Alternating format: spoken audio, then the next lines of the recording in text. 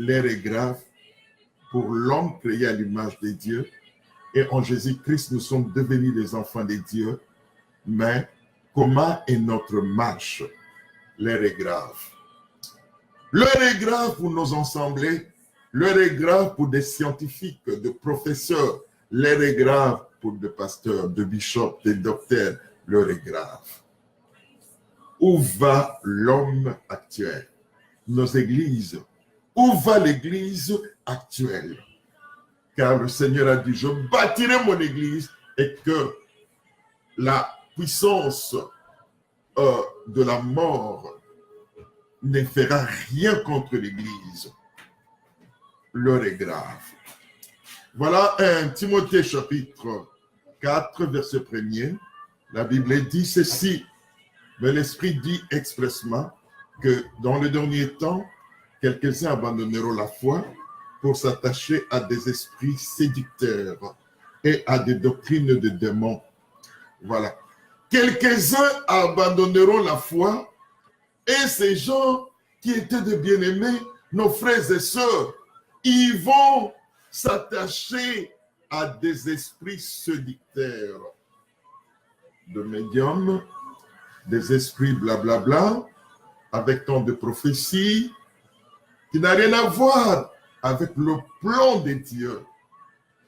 Frères et sœurs, aujourd'hui, si vous entendez sa voix, n'endurcissez pas votre cœur. Voilà, l'Esprit dit, au temps de la fin, beaucoup de nous abandonneront la foi. Mais dans quel but? Pourquoi? Non, tout justement, parce que l'homme est en train de rechercher l'adrénaline. L'homme aimerait devenir Dieu lui-même. Bien-aimés, beaucoup abandonneront la vraie doctrine. Parce que si vous prêchez, aujourd'hui, il faut prêcher, il faut être riche. Aujourd'hui, si vous voulez faire un miracle, il faut tourner à gauche, à droite, faire un peu de zigzag. Mais non. Bien-aimé, le Seigneur disait tout simplement, ta foi t'a sauvé et tes péchés te sont pardonnés. Paralytique, lève-toi. Et le Messie était guéri. Jésus ne faisait pas de grimaces. Non. Bien-aimé. Être un homme de Dieu, être un homme selon le cœur de Dieu, bien-aimé, cela ne te donne pas le droit de vivre comme un artiste. Nous voyons les artistes.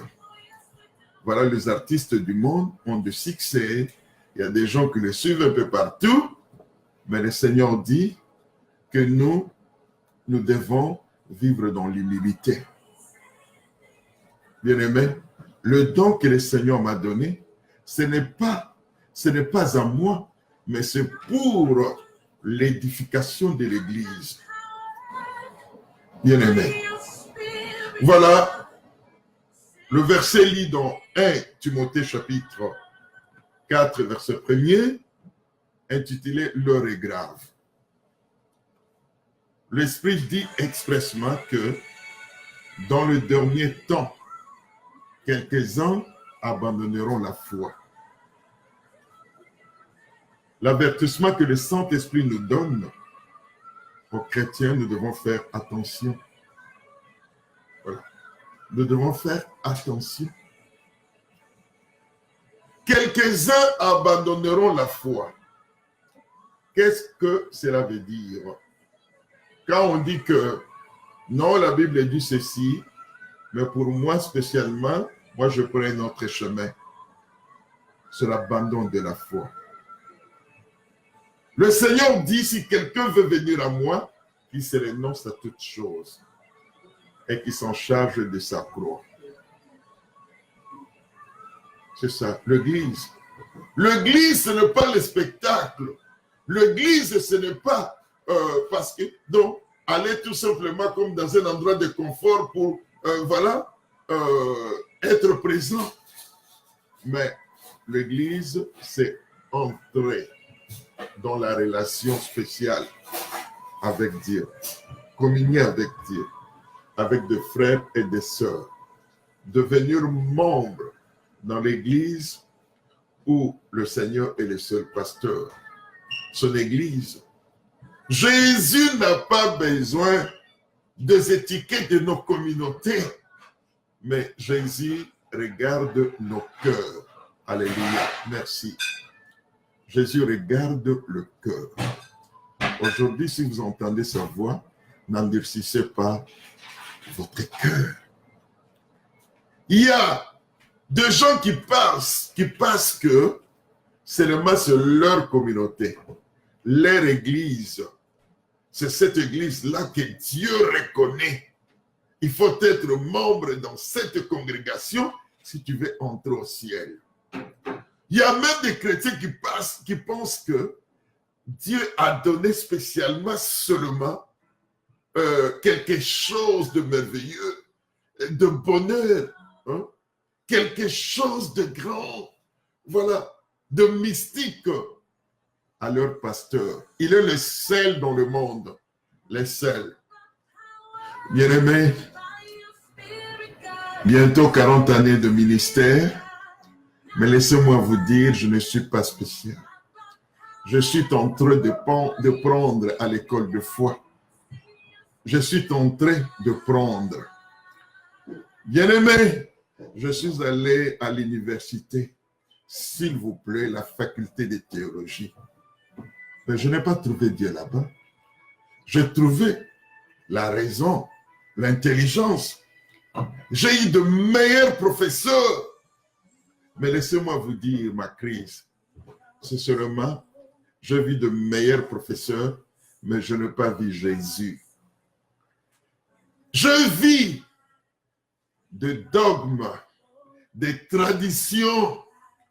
Mais laissez-moi vous dire, ce n'est que la Bible que la parole de vie. La Bible. Si vous voulez la vraie vie, c'est Jésus qui donne la vraie vie. La vraie vie n'a rien à voir avec le nom de votre église. La vraie vie n'a rien à voir avec le nom de ton bishop. La vraie vie n'a rien à voir avec tout ce que tu fais. Voilà. La vraie vie, c'est de rencontrer Jésus. C'est de devenir un avec Jésus. Tu peux être un avec ton pasteur, un avec l'église, ton église. Mais cela ne veut pas dire que tu es un avec Jésus. Pour devenir un avec Jésus, vous devez développer votre relation avec lui, s'il vous plaît, avec Jésus-Christ. Il dit, je suis le chemin, la vérité, la vie. Développez votre relation, communion avec lui. Voilà. Ouvre ton cœur. Et quand on dit ouvre ton cœur, ce n'est pas pour que ton église entre dans ton cœur. Ce n'est pas pour que ton pasteur entre dans ton cœur. Mais Jésus, par l'acte du Saint-Esprit. Si vous entendez sa voix aujourd'hui, n'endurcissez pas votre cœur. Alléluia. Il est le chemin, la vérité, la vie. Écoutez, je sais que le don existe. J'en connais. Je sais comment Dieu m'utilise jusqu'à aujourd'hui.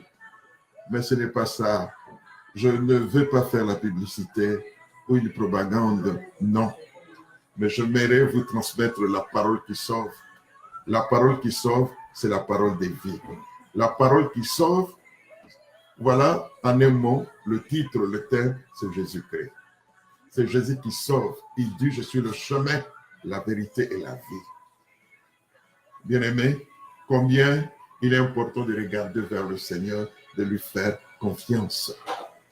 Combien il est important de dire, Seigneur, transperce-moi, brise-moi, prends la première place. Combien? Est-ce que nous sommes prêts à cela? Est-ce que nous sommes prêts à porter la croix du Seigneur? Bien-aimé, l'Esprit dit expressement que dans le dernier temps, quelques-uns abandonneront la foi. Voilà, le Saint-Esprit est en train de nous avertir. Nous, l'Église, nous devons faire attention, frères et sœurs. Faisons attention aujourd'hui. Faisons attention. Voilà. Nous pouvons avoir tout dans l'Église. Des instruments, des artistes, des frères et des sœurs qui chantent bien. Et un pasteur avec une locution là merveilleuse. Il parle bon français, il parle bon anglais et d'autres langues. Il a un grand diplôme, mais cela ne donne pas la vie éternelle. Pour avoir la vie éternelle, vous devez naître de nouveau. Naître de nouveau, vous devez avoir une relation, développer une communion avec le Saint-Esprit. Que Jésus devienne ton meilleur ami. Amen. C'est notre responsabilité, frère. C'est notre responsabilité de prier devant Dieu. Seigneur, que dans mon église, que ce ne soit pas une église spectatrice, mais une église de vie, là où le Seigneur est présent, là où le Seigneur dicte les choses, là où le Seigneur conduit mon pasteur, là où le Seigneur, quand il fait de grandes choses, la gloire n'est pas donnée à mon pasteur, ni à mon bishop, ni au prophète, mais à Dieu, créateur de toutes choses. Voilà l'endroit. Alléluia.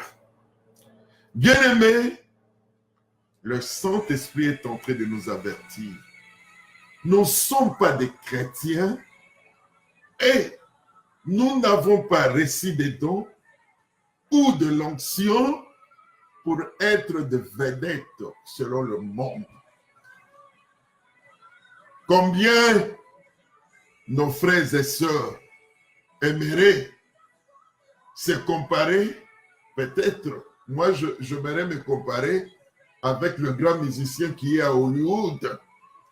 Moi j'aimerais me comparer avec un tel. Mais non, ces gens ne sont pas des modèles pour nous. Nous, notre modèle, c'est Jésus. Je suis le chemin, la vérité, la vie. Notre modèle, c'est Jésus. Notre modèle, ce n'est pas un homme, mais c'est Jésus. Le parfait modèle, c'est Jésus. Alors, voilà, le Saint-Esprit est en train de nous avertir. Pour les temps de la fin, beaucoup abandonneront la foi pour s'attacher à des sectes de démons. Là, il faut toujours qu'il y ait un miracle. Il faut toujours qu'on puisse te dire, voilà une prophétie.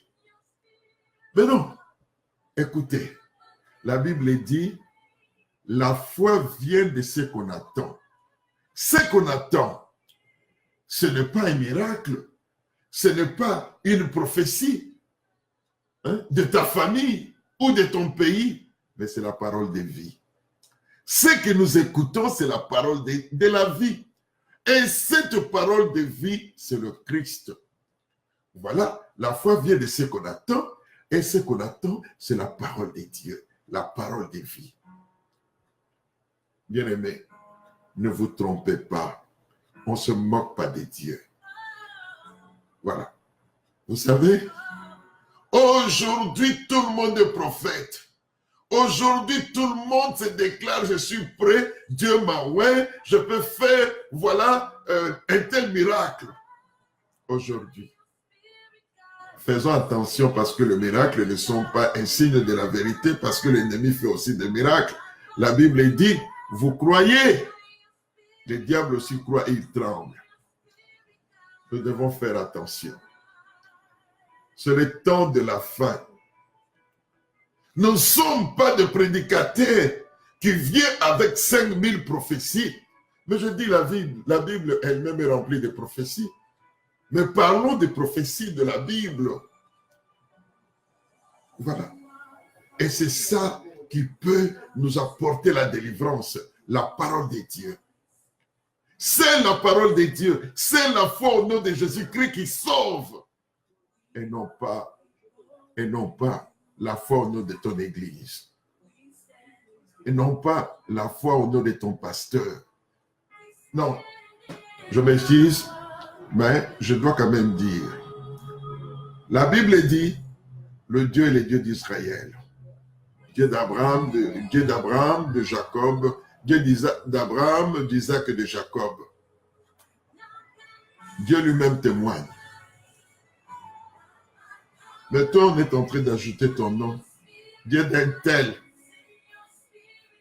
Mais jamais nous voyons ton nom dans la Bible. Spirituellement, oui, parce que nous sommes nés dans le Saint-Esprit.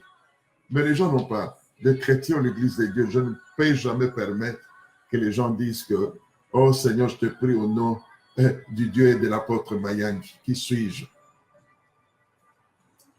Qui suis-je, bien-aimé? Ce Dieu n'existe pas. C'est Dieu, c'est le culte des démons. Dans ces cultes des démons, leur message principal, la sorcellerie. Frère, tu es possédé. Frère, on t'a bloqué toujours. Mais la Bible dit, quand je suis venu à Jésus-Christ, je crie en lui, les chaînes sont tombées, le Seigneur m'a libéré. Je deviens un homme libre. Et la Bible dit, il y a encore une autre promesse, celui qui est en moi, qui règne en moi est plus grand que celui qui est dans le monde. Et pourquoi je dois continuer toujours? On me délivre mardi, le vendredi encore, le lundi prochain, et je deviens un frère qu'on doit délivrer à tout moment. Chaque pasteur qui passe dans ma vie doit me délivrer. Ah non. La foi vient de ce qu'on attend, et ce qu'on attend, c'est la parole de Dieu. La Bible dit, crois au Seigneur Jésus-Christ, tu seras sauvé, toi et ta famille.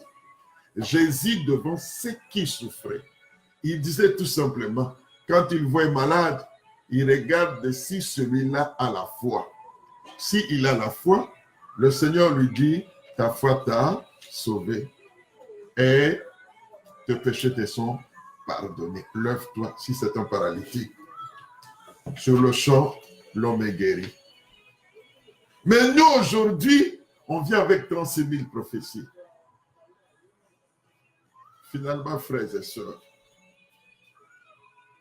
la foi, c'est l'instrument ou la machine à déclencher la guérison, le bonheur, la communion, toi et ton Dieu. Ce n'est pas des prophéties. Ce n'est pas l'éloquence du pasteur. Ce n'est pas les habits du pasteur. Ce n'est pas sa taille. Le pasteur n'est qu'un serviteur.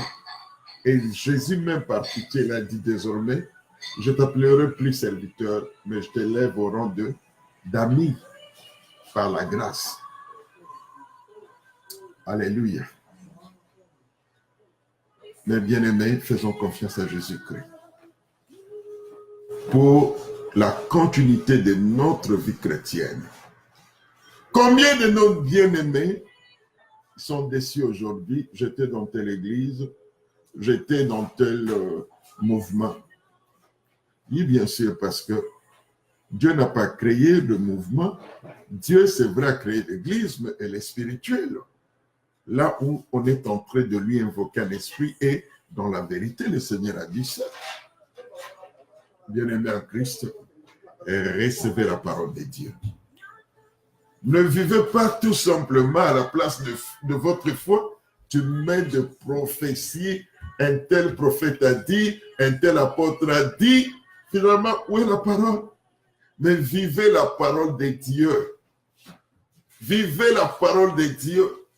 Si un homme de Dieu a fait une prophétie pour toi, mais cela ne veut pas dire que cela devient la clé de votre foi. La clé de votre foi, c'est la relation que tu as avec le Seigneur Jésus-Christ. Amen. La Bible dit, cherchez premièrement le royaume et la justice de Dieu, et tout ce que vous voudrez vous sera accordé par-dessus. De toute façon, Dieu t'a déjà béni pour être bien sur cette terre. Jérémie 29, 11. Je connais le projet, moi l'Éternel, je formé pour vous, projet de paix et non de malheur.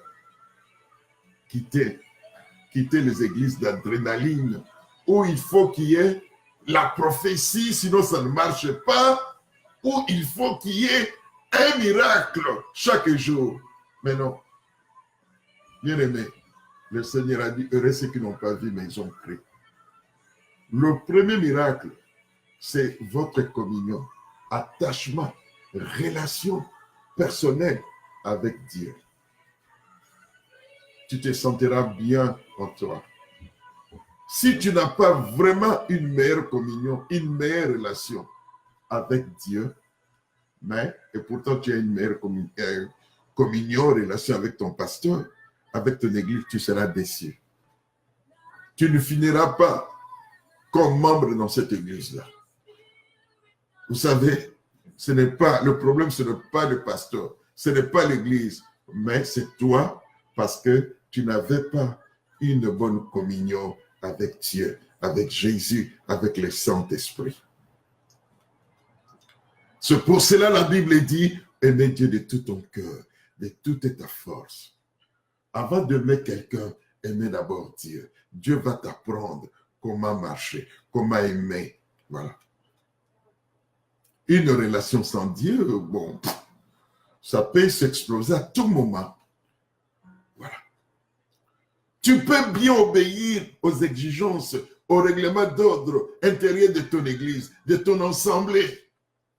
Mais si toi-même, tu n'as pas vraiment la vraie communion avec le Saint-Esprit, avec Jésus, avec Dieu, tu finiras à quitter l'église. Tu finiras à quitter. Le problème, ce n'est pas le règlement d'ordre, ce n'est pas le pasteur, mais tu n'as pas une bonne communion avec le ciel.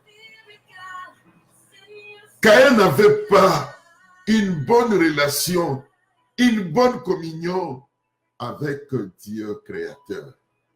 Mais tandis qu'Abel avait une relation excellente, et nous connaissons la fin. Nous connaissons la fin. Bien-aimés, Dieu nous aime. Ce n'est pas le miracle à tout moment. Mais non. Je te dis, si tu aimes ton pasteur, ton bishop, ton apôtre, parce qu'il a de beaux vêtements, parce que sa taille, je te conseille aujourd'hui, commencer à aimer le musicien du monde, des cinéastes du monde, parce que le végétarien n'a rien à voir avec la pastorale. Quelle que soit sa taille, quelle que soit sa mesure, quelle que soit sa façon de parler, mais ce qui est important en cet homme, c'est l'Esprit du Seigneur, l'onction du Seigneur qui est en lui. Il peut te dire tout simplement, je te bénis, mon frère, ma fille, tu es béni. Ce n'est pas, il faut d'abord parler en langue, il faut bouger, trembler. Ah mais non. Bien-aimé, l'évangile, c'est le respect. Le Saint-Esprit vous respecte. L'évangile, c'est la confiance. C'est pour cela que Jésus disait, ta foi t'a sauvé. C'est tout. Parce que ces gens, ils avaient mis leur confiance en la parole. Et Jésus a vu ça. Aujourd'hui, le pasteur ne voit pas la confiance, il voit tout simplement la prophétie. Ma soeur, Dieu, mon frère, Dieu vient de dire ceci. Mais non, nous devons regarder la foi. C'est ça. Nous devons apprendre aux hommes et aux femmes qui aiment Dieu la relation, la communion, voilà, avec le Père, le Fils et le Saint-Esprit. Si Dans nos églises, nous réussissons à établir ce pont, la communion, avant que les gens, des chrétiens, de membres, me regardent, qui regardent d'abord le Père, le Fils et le Saint-Esprit. Je vous conjure au nom de Jésus-Christ, nous allons faire des églises victorieuses, où l'onction est en train d'agir. Et la gloire ne sera pas donnée à un homme, mais à Dieu. La gloire est à Dieu. Je vous enseigne la parole, frères et sœurs, avec la simplicité de mon cœur, avec la douceur. Ne regardez pas le monde, n'aimez point le monde, mais venez à Jésus-Christ. Rétablis ta confiance avec Jésus. Jésus est notre premier ami. Ce n'est pas ton pasteur, ce n'est pas ton église, mais c'est Jésus. Bien-aimés, que Dieu vous bénisse.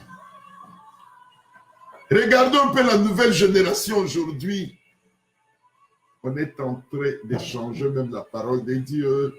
Voilà. On est en train de manigancer toutes choses. Le monde est devenu méchant, s'il vous plaît. C'est l'époque où la prophétie biblique, où les écrits bibliques sont en train de se réaliser. Ces écrits qui disent que le juste vivra rien que par sa foi. C'est le temps où le juste ne vit que par sa foi. Et à travers ta foi, frère, sœur, cherchez la volonté de Dieu. Va que dans la prière. Cherchez la communion avec le Père, le Fils et le Saint-Esprit. Méditez les promesses bibliques et dis à Dieu, j'aimerais que cela puisse s'accomplir dans mon existence. Frères et sœurs, je ne vais pas aller très loin, mais mon cœur a besoin de rencontrer encore une fois des hommes et des femmes qui aiment Dieu. Qu'on puisse s'attacher, qu'on puisse marcher ensemble. Je ne vois pas mes 40 années comme pasteur. Non. Je manque encore beaucoup. Mais moi, je me considère comme quelqu'un qui vient de donner son cœur maintenant à Jésus. J'aimerais que le Saint-Esprit puisse m'apprendre comment je dois marcher, comment je dois me contrôler, comment je guiderai le peuple du Seigneur, qu'est-ce que j'enseignerai, quelle est la réponse que je donnerai à mon frère, à ma soeur, bien-aimé. Malgré, il y a des fois, quelqu'un m'avait dit, mais que ferais-je, pasteur, pour que je sois grand comme toi? Oh là là, j'ai dit non, je ne suis pas grand. Mais je suis encore à l'école d'apprentissage. Le Saint-Esprit est en train de me briser encore, de m'apprendre encore. Le Saint-Esprit est en train de m'enseigner. Bien-aimé. Je ne suis pas encore eu mon diplôme. Et ici-bas, je n'aurai pas mon diplôme, c'est au ciel. Donc, je suis un pasteur par la grâce de Dieu. Vraiment rien que par la grâce. Mais, comme dit l'apôtre Paul, je cours pour remporter le prix de la victoire. Mais je dois bien courir avec des normes dans la discipline. Si je vais être honoré un jour au ciel, mais pas ici-bas. Jésus a dit, le monde vous hait. Le monde n'a pas applaudi Jésus, mais le monde a crucifié Jésus. Vous comprenez la parole? C'est pour cela. Celui qui était crucifié par le monde te dit, si tu veux vivre pleinement en lui, prenez ta charge, la croix. Quand nous prenons la croix, c'est l'humilité. Je dois comprendre mon frère, ma soeur. Je dois élever mon frère, ma soeur. On doit prier ensemble. On doit marcher ensemble. Voilà, ça c'est l'évangile. Voilà. Bien-aimés, cherchez à développer la communion avec Dieu, avec le Saint-Esprit, avec Jésus. Au lieu de témoigner toujours. Au lieu de parler en langue, mais regardez, entre en toi. Parce que ce message, je le fais pour des hommes et des femmes qui disent qu'ils sont dans le Christ. Également, moi-même, je suis dans cette liste-là. Que Dieu brise mon cœur. Que je ne sois pas un têtu, un rebelle. Oui. Mais j'aimerais que le Saint-Esprit prenne toute la place en moi. Au lieu de marcher dans l'hypocrisie, de parler en langue, de chanter, de dire tout simplement que le Seigneur a fait des choses, tous les sorciers là. Mais non, oui, c'est bien. Mais ma marche avec le Saint-Esprit. Quelles sont les choses? Comment je marche? Comment je me présente devant Jésus? Voilà. Toute une question de ma vie, c'est ça. Marche avec Dieu. Sois vraiment un homme de Dieu. Sans orgueil, ni hypocrisie. Ni hypocrisie. Mais un homme simple, un homme qui aime les autres, un homme qui entend, voilà, le doléance de tout le monde. Voilà, à la manière de Jésus-Christ. Il dit, je suis le chemin, la vérité, la vie. Jésus ne dit pas que je suis l'église de réveil. Je suis sur quelle église? Mais le chemin, la vérité. Jésus ne dit même pas, je suis bishop. Non. Il dit tout simplement, je suis venu pour rendre témoignage à la vérité. Quiconque marche avec moi,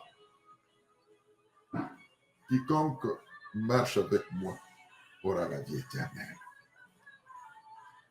Bien-aimés, humilions-nous sous la puissante main de Dieu. Manifestons Jésus-Christ en nous. Au lieu de je fais ceci, manifestons Jésus-Christ en nous. Laissons la place à Jésus. Laissons la place, l'Église, peuple du Seigneur, laissez la place à Jésus-Christ. Et résistez le monde. Résistez le monde avec une foi ferme. Et regardez à Jésus. Voilà, bien aimé, l'heure est grave. Pourquoi l'heure est grave? Le monde a beaucoup changé. Malheureusement, pas en bien, mais en mauvais. L'heure est grave. Tout à l'heure, je viens de dire, si vous allez en Chine, non, surtout, c'est beaucoup développé aux pays asiatiques. Tu peux aller dans un magasin, faire la commande d'Angelina Jolie. Tu dis, bon, comme je ne peux pas avoir cette femme-là là-bas, mais au magasin, tu fais la commande d'un mannequin, on fera comme Angelina Jolie, on le nommera aussi Angelina Jolie, et on dit, bon, monsieur, voilà ta femme. Toi qui es créé à l'image de Dieu, et Dieu t'a donné Ève, tu vas maintenant chercher quelque chose que les humains ont créé, des savants ont créé, quelque chose qui a l'intelligence artificielle, quelque chose qui n'a pas d'âme. Voilà. Et cette poupée-là va parler comme Angelina Jolie. Cette poupée-là, comme disent les autres, elle va satisfaire tes besoins. Voilà le monde. Mais ces gens-là ne sont pas des gens ivres de la société. des intellectuels. L'heure est grave. Il y a des scientifiques qui disent maintenant, moi vraiment je vois que j'ai l'esprit de chat. Alors chez lui, il marche à quatre pattes, il fait tout comme les chiens font. Où va notre monde? Vous ne savez pas que Dieu a détruit Sodome et Gomorrhe à cause de l'homosexualité? Ça, c'est la Bible, ce n'est pas moi. Mais aujourd'hui, on est en train de dire, ah voilà, la liberté. Le monde change, les gens changent, mais Dieu ne change pas. Nous sommes en train de voter des choses qui font la guerre avec le Saint-Esprit. Parce que le monde n'a pas besoin de Jésus aujourd'hui. Donc nous devons compliquer, faire le contraire de la volonté de Dieu. Mais sache, l'heure est grave, mais Jésus revient. Garde ta foi, frère et sœur. Jésus revient. Garde le dépôt de ta foi. Ne te mêle pas du monde, mais soyez un modèle, soyez un exemple. Un exemple, un témoin du Christ dans ce monde corrompu. L'église n'est pas un endroit du commerce. Alléluia. Il n'y a aucun verset dans la Bible qui dit que parce que vous avez cru en Jésus-Christ et vous devez être riche automatiquement ou vous devrez être pauvre automatiquement. Non. Non.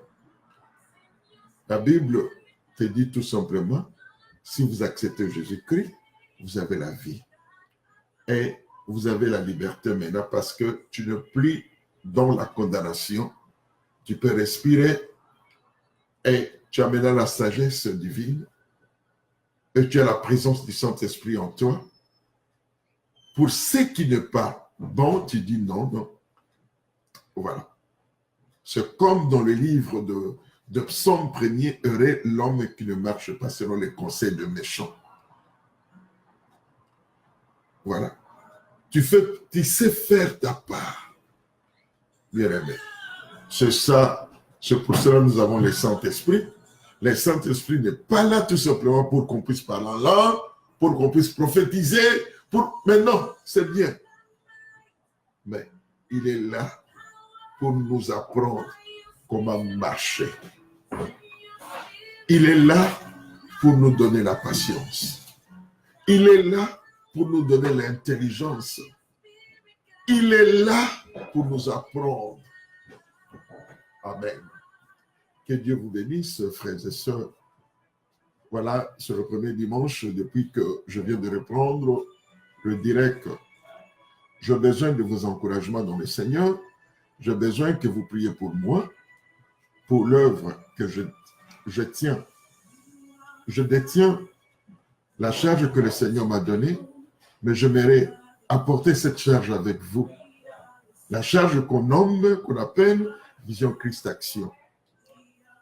Voilà. Amener l'évangile dans les contrées lointaines. Et ça, sans intérêt. Parler de Jésus-Christ comme notre modèle, modèle de notre société, modèle de la vie, modèle de nos foyers, familles, de nos enfants, de nos frères et sœurs. Parler de l'évangile. Dieu nous aime et il a un plan merveilleux. Qu'il vous bénisse. Amen, amen.